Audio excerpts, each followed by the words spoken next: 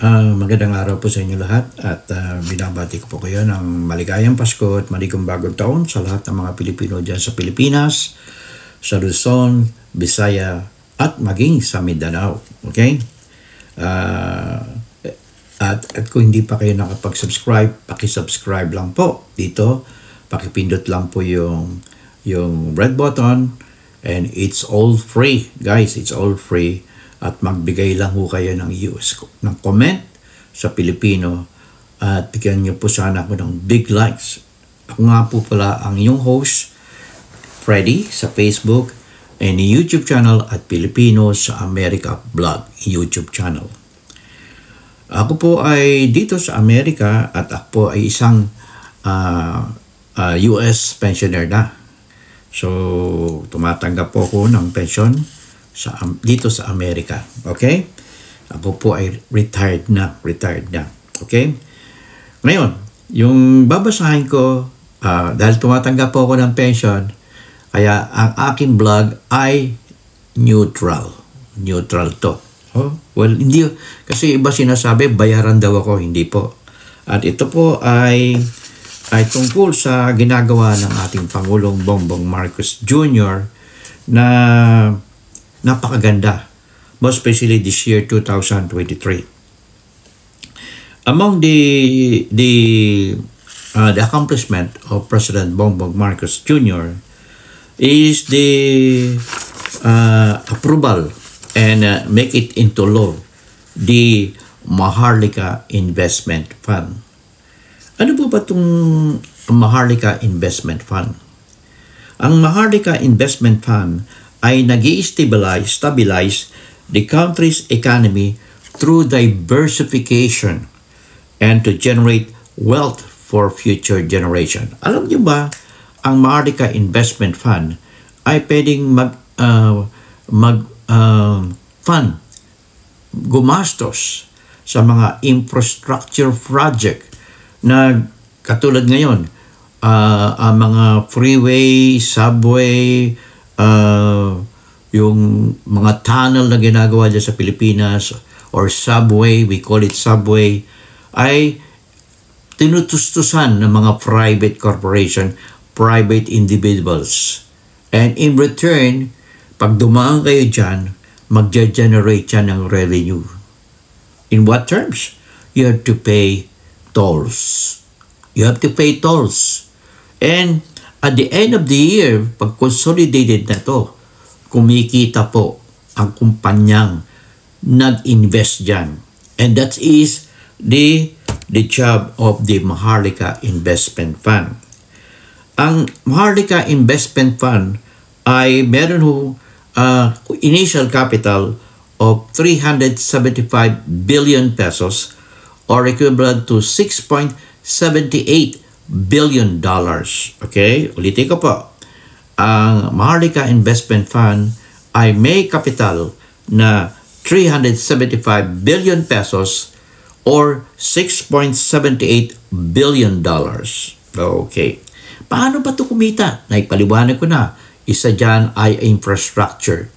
Pangalawa, pwede po itong mag-finance sa Department of Education or in aid or supplement to Department of Education. Kasi importante ho yan eh.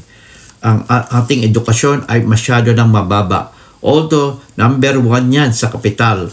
Number 1 in all departments ay nananatili pa rin mababa. Most especially to the last 6 years term ni Pangulong Duterte na pinabayaan ng Department of Education. Okay? Katunayan, we are last in reading comprehension in age 16 to 17 years old. At ito po ay mga senior high school in reading English. Sabihin nyo, ano ang English? Hindi naman importante niya, Pilipino kami. Yun ang hindi tama. You need to speak English as a form of an effective communication. Importante ko yan. Kaya ito ay pinapaliwanag ko. Isa ako sa nagpapaliwanag nito. Kaya kasi kukonti ang nagpapaliwanag nung ano ang kahalagahan ng Maharlika Investment Fund na sinusulong ng Pangulo at ngayon ay batas na at gumagana na.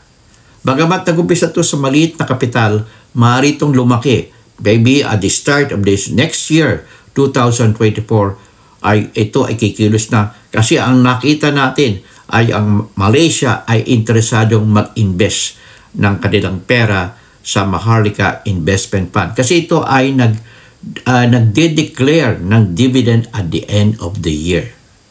Sino ba ang mga investors na hindi naghahangad na kumita? Di ba? Parang ngayon ay sasali yan sa mga stock exchange, ganyan. Mag-generate ng revenue for the company.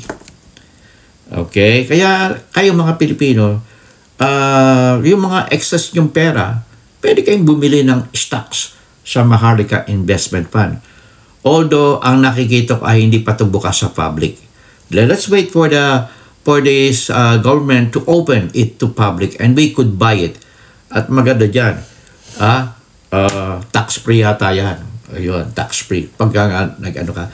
Ako ay, nung ako'y nandiyan sa Pilipinas, nag-invest din ako sa PLDT. At ako ay kumita, ang aking pera ay 1,500 Philippine peso. At nung ibinenta ko, blue chips ko siya itong PLDT. Nung ibinenta ko, 50,000 Philippine pesos. So kumita ako ng 49,000 pesos. Binayaran ko to hulugan pa, hulugan for 2 years. And after 2 years, yung aking 1,500 Philippine peso naging 50,000 pesos. Just imagine that. Bumaba yan. Nung bumaba, hindi ko pinakialaman. I just say, that's okay. Kaya, huwag niyong gamitin ang investment nyo. Ba, nangangailangan kayo ng pera, kukuha kayo sa, i-withdraw nyo yung pera nyo sa investment, hindi maganda. Kasi makuha mo yan sa lugi ka pa. Hintayin mo lumaki.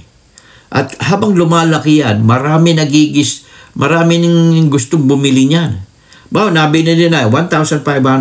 Binenta ko sa, kunyari, 3,000. Yung 3,000 ang market price, magiging 20,000 yan. Kaya yung bumili sa akin ng 3,000, kukita uli yan hanggang sa lumaki ng lumaki. Ganyan o ang negosyo. Ganyan o ang negosyo. Kaya kayong mga naninira sa Maharlika Investment Fund ay alam ko na hindi nyo naiintindihan. At sinasabi nyo na ito ay pagnanakawan. Hindi po totoo yan. Hindi po totoo. At may mga security na nilagay dyan sa Maharlika Investment Fund at ang lahat ng mga management yan ay prone sa kaso or kulong pag gumawa sila ng kalokohan. Pinangako yan ng ating presidente. Kaya suportahan natin to. Ang edukasyon, ang mga DSWD, pwedeng magpondo yan sa DSWD. Katulad doon ang ginagawa ng mga casino dyan. Diba? Sa casino, kita nyo, kumikita sila, pero nagbibigay ng tulong sa mga tao. Ito, ang Maharlika Investment Fund, mag-i-invest yan sa negosyo. Pag yung negosyo niya ay kumita, ibabalik niya yung shares niya sa Maharlika Investment Fund at yung negosyo niyon ay lalago uli. So, parang ano yan parang what do you call this, a pyramid. Lumalago na lumalago. Sana naintindihan nyo yan, naintindihan nyo. At ako ay magte-testify na ang pera ko sa PLDT noon ay lumaki nang hindi ko inaasahan. Nagulat ako ng pera ko na 1,500 ay naging 50,000 Philippine peso. How much more? Kung ngayon hindi ko pa kinukuha, how much more? O kaya kunin ko at invest ulit. Okay? Kinuha ko yung 50,000. Bumili uli ako. Palagyan natin 3,000. Sa ngayon, magkano na ngayon yun? So, buy and sell. Buy and sell. At least kumikita ka. Kumikita ka. At nakaupo ko lang. Ang tawag doon, let your money work for you and not you work for money. Okay? So, ito ay talagang, ang isa pang ginawa ng ating Pangulo sa 2023 ay ang pagiging aktibo natin sa RCEP or RCEP. It's a free trade agreement between 10 member Asian state and its FTA partners, yung free trade agreement. Ito ay pinangungunahan ng China sa investment, sa business transaction. Kaya galit pa tayo sa China, ay kasama tayo sa RCEP. RCEP is a business. Ito naman ay business. Kaya wala tayong magagawa kundi talagang ganyan, balanse lang natin. Dinidepensa natin ang ating bansa. At the same time, nagbe-business tayo sa kanila. Ganyan lang ho. Kumbaga bawa, galit ka sa akin. Okay lang, but that's personal. Pero meron tayong transaksyon na ginagawa. Tutuloy natin yung transaksyon. Di ba? Kasi kailangan natin kumita. At pag kumikita na tayo, mapa-improve natin ang lahat ng ating kabuhayan, ang lahat ng ating dangal. Kasi ang tawag doon, respect is not being asked, it is being earned. Okay? Ito po ay isang halimbawa na talagang ang ating Pangulo ay magaling ang ginagawa. Okay? Okay? At ito pa, ang nagawa ng ating Pangulo ay tinutulungan niya ang mga pangkaraniwang tao, mga Pilipino. And at the same time, sustaining economic growth. Tingnan niyo po yung ating economic growth. Tumataas po. At promoting the country as an investment destination in the world. Kaya panay ang biyahe niya. Di ba? Maraming, alam niyo, gusto ng iba dyan sa Pilipino ay hindi siya magtagumpay. Pero ang ating Pangulo ay parang kabayo na nakatakip ang tenga at diretso lang sa kanyang motibo na umunlad ang Pilipinas.